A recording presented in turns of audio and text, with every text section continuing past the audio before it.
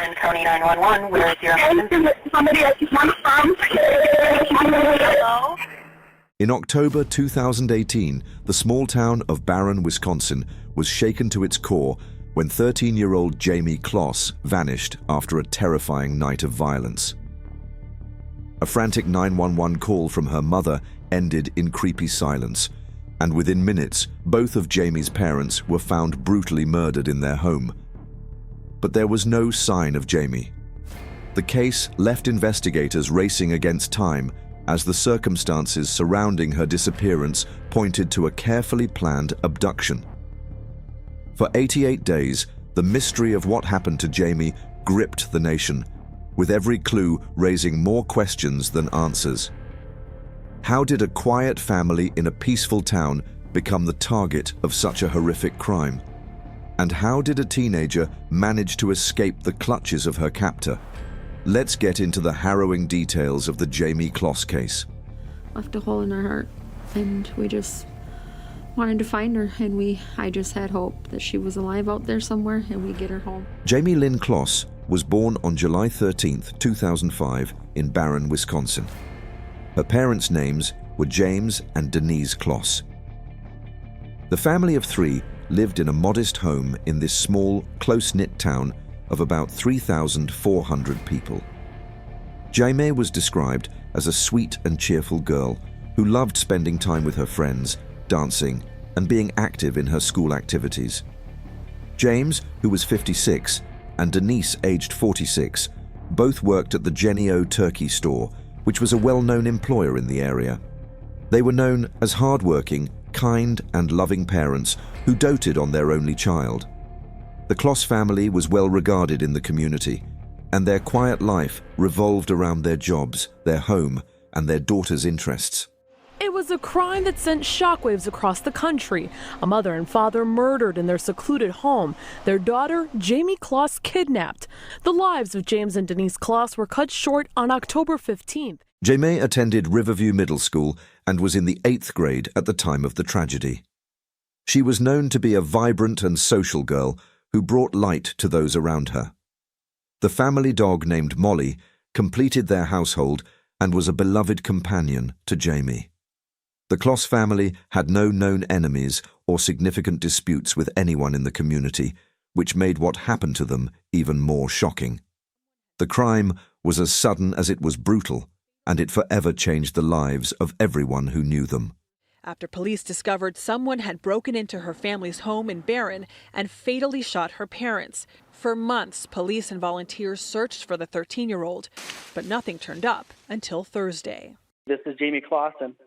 The Closs family were living peaceful until the night of October 15, 2018, when unimaginable violence erupted. Jake Patterson, a 21-year-old with a sinister plan, arrived at their home armed with a shotgun. Jake Thomas Patterson grew up in Gordon, Wisconsin, about 70 miles from Barron. He was a loner who had dropped out of the Marine Corps after a short stint and had difficulty holding down a steady job. Patterson lived in a cabin with his father after his parents divorced and had no criminal record before this case. He had been preparing for this night for weeks. Twice before, he had driven to the house, intending to abduct 13-year-old Jayme Closs. But each time, fear of witnesses had made him retreat. As well as our state and federal partners. The search intensifying as police reveal her parents were the victims of a homicide. James and Denise Closs dying from gunshot wounds inside their rural Wisconsin home. We believe Jayme was in the home at the time of the homicides, and we believe she is still in danger. On his third attempt, Patterson was determined. Just before 12:53 a.m., he parked his car at the end of the driveway, concealing it from view. Dressed in a black coat and ski mask, he approached the house with his shotgun in hand. Inside, James Closs was alerted by the barking of the family dog. Curious and concerned, he went to the door. Through the glass pane, James spotted Patterson standing in the shadows. Investigators are still looking for any ties between Jayme and Jake Patterson. The motive behind the kidnapping hasn't been released. Jayme was being held in a remote area in cabin country where very few full-time residents live. James, believing the man might be law enforcement, shone a flashlight on him and asked to see a badge. Instead of identifying himself, Patterson barked, "Open the door!" James hesitated while sensing danger. Within seconds, Patterson raised his shotgun and fired a single, deafening shot through the glass. The bullet struck James, killing him instantly. Patterson then forced his way into the house, where more horrors awaited. As the quiet night was replaced with chaos, the Closs family home became the scene of a horrifying crime that would haunt their community forever. The case was the longest active Amber Alert in Wisconsin history. The 32,000 reports and 700 pieces of evidence make it the largest case the Wisconsin Crime Lab has ever seen. But now, Fitzgerald wants to shift the focus. Inside the home, Denise Closs and her Jayme woke to the sounds of shattering glass and a deafening shotgun blast. Realizing they were in grave danger, the two fled to the bathroom and locked the door behind them. Denise clutched Jayme tightly, trying to soothe her terrified daughter while the chaos outside intensified. Moments later, Jake Patterson forced his way into the house. Patterson moved methodically through the rooms, determined to eliminate any witnesses. When he reached the locked bathroom door, he did not hesitate. He kicked the door repeatedly, each strike louder and more terrifying than the last. Denise, desperate for help, managed to dial 911, but the call disconnected after just a few seconds. The dispatcher heard inaudible yelling and commotion before the line went silent, which left the operator with no idea of the horror unfolding.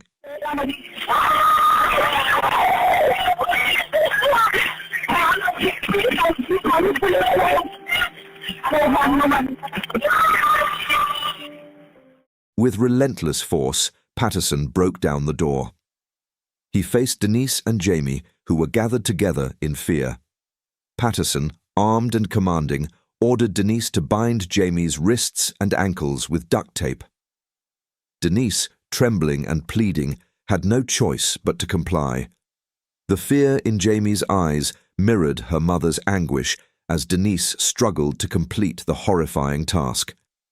Without warning, Patterson raised his shotgun and fired a single, fatal shot, killing Denise instantly in front of her daughter.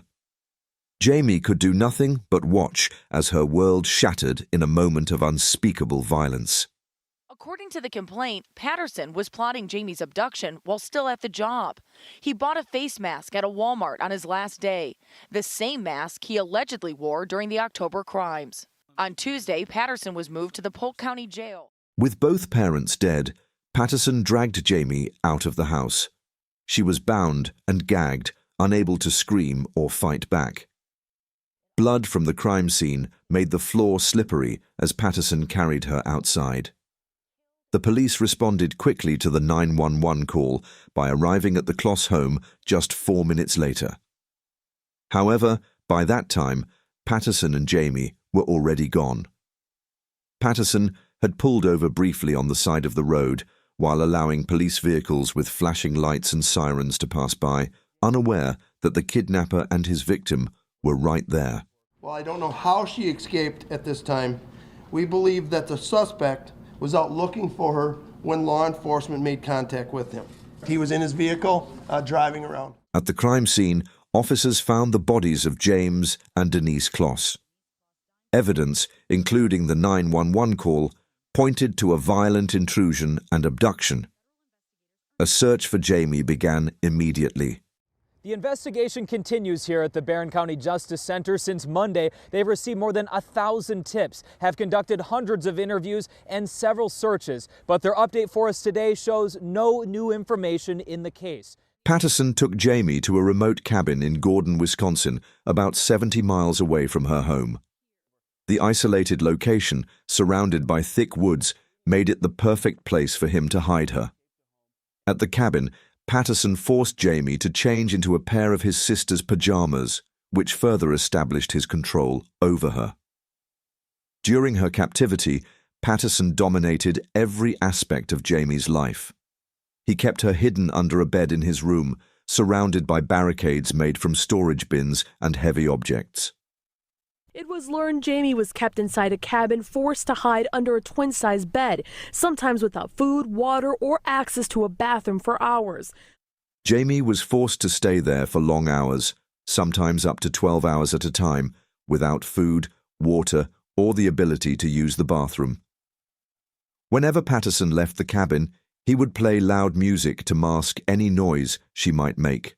The home of Jake Patterson is in the small town of Gordon. Patterson's house has cars lining the driveway, trash spilling out of the can on the corner of the house, and over the door there's a sign that says Patterson's Retreat. When visitors, such as Patterson's father, came to the cabin, he would hide Jayme under the bed and threaten her with severe consequences if she attempted to escape. He believed her fear of him would prevent any escape attempts. Patterson's control over her was suffocating, and he made it clear that disobedience would not be tolerated. On one occasion, when Jayme accidentally moved one of the heavy bins that blocked her escape, Patterson reacted violently. He struck her hard with a curtain rod, reinforcing the constant threat of physical punishment. Despite the ongoing physical and emotional abuse, Jayme never lost hope. She silently waited for the right opportunity to flee, knowing that her freedom depended on seizing the moment when Patterson let his guard down. On or about October 15, 2018 in Barron County did cause the death of Jayme M. Closs with intent to kill that person contrary to Section 940.01 sub 1 sub A of the Wisconsin statutes, a Class A felony. On January 10, 2019, after 88 days of being held captive, Jayme Closs saw an unexpected opportunity for escape. Patterson had followed his usual routine of confining her under the bed while barricading her with heavy bins and other objects to ensure she couldn't move. But this time, as he told her he would be gone for a few hours, Jayme knew this was her moment. As soon as Patterson left the cabin, Jayme acted quickly. She pushed aside the bins and weights that had been keeping her trapped, each movement fueled by desperation. With her heart racing, she ran out into the cold winter air while wearing nothing but a light shirt, leggings, and Patterson's sneakers. Even in the freezing cold, Jayme kept running, driven by her strong will to get away from her captor. After her parents were murdered at their home in Wisconsin, 88 days after her disappearance, Jayme escaped a home in a neighboring county 70 miles away. She found a woman walking her dog and said, "I'm Jayme, I need help. I don't know where I am." As fate would have it, Jean Nutter, who was out walking her dog Henry, spotted Jayme.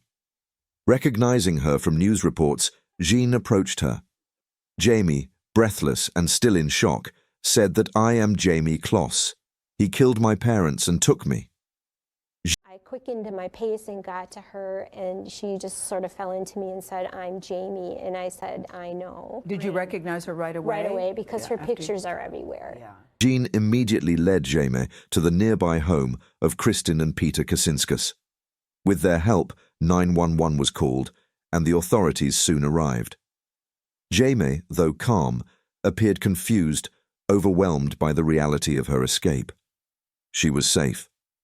And for the first time in 88 days, she could breathe freely again. What was going through my head is, okay, I know your circumstances, I know what happened to you, I know the person you're with is potentially dangerous. My only responsibility is to get you to a safe place. Deputies responded swiftly, while ensuring Jayme's safety by quickly removing her from the area. She provided a detailed description of Patterson and his car, which was crucial in helping law enforcement track him down. Just minutes later, officers spotted Patterson driving near his cabin. He was aware that Jayme had escaped and was desperately searching for her. When police stopped his car, Patterson got out without hesitation and confessed, saying, "I did it." He was immediately arrested and taken into custody, which ended the reign of terror he had inflicted on the young girl for 88 days. The swift action of the deputies, along with Jayme's bravery in sharing important details, led to the capture of her abductor. This brought an end to her nightmare and gave hope to everyone who had followed her story. But there are some things that Jake Patterson can never take from me. He can't take my freedom. He thought that he could own me, but he was wrong.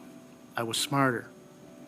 I watched his routine and I took back my freedom. During questioning, Patterson confessed to the murders of James and Denise Closs and the abduction of Jayme. He revealed that he first saw Jayme in September 2018 while driving to work. Observing her boarding a school bus, Patterson fixated on her and decided she was the girl he wanted to take. Despite having no previous criminal record or any connection to the Closs family, he meticulously planned the abduction. Patterson admitted that the crime was premeditated, but paradoxically described it as impulsive. His explanation indicated a disturbingly cold logic behind his actions, yet he claimed that the crime, in his mind, was driven by a momentary decision rather than a long-standing plan. The lack of prior contact or any known motive made his attack even more puzzling to investigators and the community. Right now, according to a criminal complaint, Jake Patterson said he started targeting the teen after watching her get on a school bus. Let's watch and listen to what's happening in court right now. In front of him. He does. Okay. The small town of Barron left in shock by the tragic events, while united in support of Jayme. Their empathy was evident in the actions of local businesses and residents.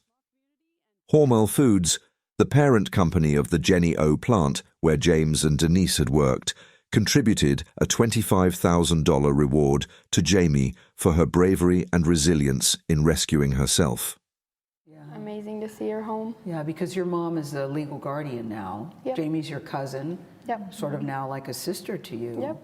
My new little sister. I actually told my mom is through all this. Smiling. Yeah. She No, can't quit she's- smiling. Yeah. No, and my mom has. The community's overwhelming support helped Jayme begin her recovery and sent a message of hope in the face of an unspeakable tragedy. Through it all, the courage of a young girl who fought for her life became the beacon of strength for Barron and beyond. It was tremendous effort by these people behind me. This is a team, and you guys are part of it, so thank you. Sheriff, was there anyone else in Patterson's home in Gordon when you guys went there yesterday? There was no one else in the home. On January 14th, 2019, Patterson was charged with 2 counts of first-degree intentional homicide and 1 count of kidnapping. At his charge, his bail was set at $5 million. In March 2019, Patterson wrote a letter to a reporter apologizing for his actions and stating that he would plead guilty to spare Jayme and her family the ordeal of a trial. He kept his word and pled guilty to the charges later that month. How do you plead to that charge? Guilty. Guilty. Guilty. On May 24, 2019, Patterson was sentenced to life in prison without the possibility of parole, plus an additional 40 years for the kidnapping. Jayme did not attend the sentencing, but a statement she wrote was read aloud in court. In it, she described the loss of her parents and her struggle to feel safe again. She told Patterson that you thought that you could own me, but you were wrong. Patterson was transferred to a maximum security prison in New Mexico. He was officially registered as a sex offender and will spend the rest of his life behind bars. It's amazing the will of that 13-year-old girl to survive and escape. That comes from the hope and the prayers and this community and what everybody did. Jayme was reunited with her family and began the process of rebuilding her life. She now lives with her aunt and uncle, surrounded by a supportive community. Her aunt, Jennifer Nyberg-Smith, described Jayme as taking life day by day. She's eating well, she's happy, she's smiling. We believed she was going to come home. It was a matter of time. Jayme found joy in activities like dance and school, despite the challenges of adjusting to her new reality. Jennifer expressed gratitude to Jan Nutter, Kristin and Peter Kacinskas, and law enforcement for their roles in Jayme's rescue. She also thanked the community for their firm support. Jayme's story has become a symbol of hope and resilience. Her bravery has inspired many, and she has become an advocate for missing and exploited children.